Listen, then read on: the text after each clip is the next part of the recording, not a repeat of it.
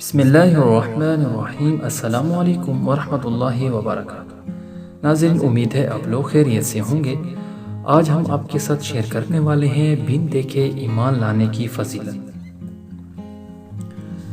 وہ خوش نصیب جن کے مشاہدے میں حضور اکرم صلی اللہ علیہ وسلم کا حسن بے حجاب صبح شام آتا ہو اور آنکھیں ہر لمحہ آپ صلی اللہ علیہ وسلم کے دیدار سے ٹھنڈی ہوتی ہوں، تو یہ سب کچھ دیکھ لینے کے بعد اگر وہ ایسے رحیم و کریم اور مہربان و حسین آقا کی عظمت کے قائل ہو جائیں تو کوئی بڑی بات نہیں۔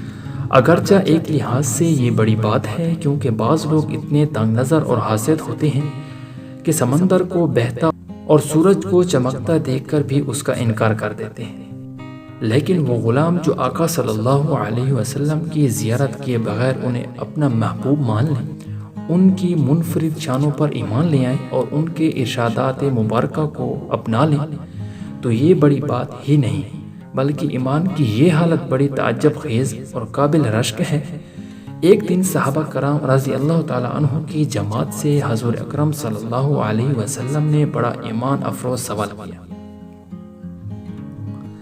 تمہارے نزدیک کس مخلوق کا ایمان عجیب ترین ہے؟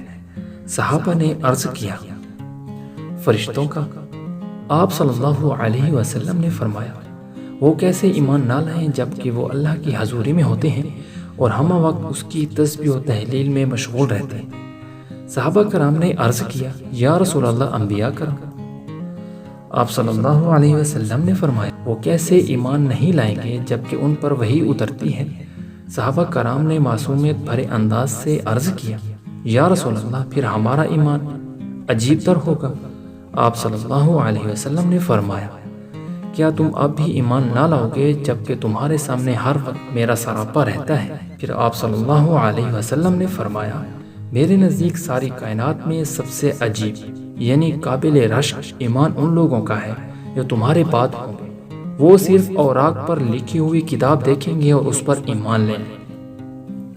آپ صلی اللہ علیہ وسلم پر بن دیکھیں ایمان لانے والے اور عشق کرنے والے ہر وقت حبیب خدا صلی اللہ علیہ وسلم کے دھیان ہی میں نہیں بلکہ محبوب کی نگاہوں میں رہتے ہیں، اور اب نہیں بلکہ جب وہ ابھی پیدا بھی نہیں ہوئے تھے، اس لیے کہ آقا صلی اللہ علیہ وسلم نے آج سے 1400 سال پہلے فرما دیا تھا کہ میرے وہ امتی جو بعد میں آئیں گے ان کا ایمان قابل رشک حد تک عجیب تر ہوگا۔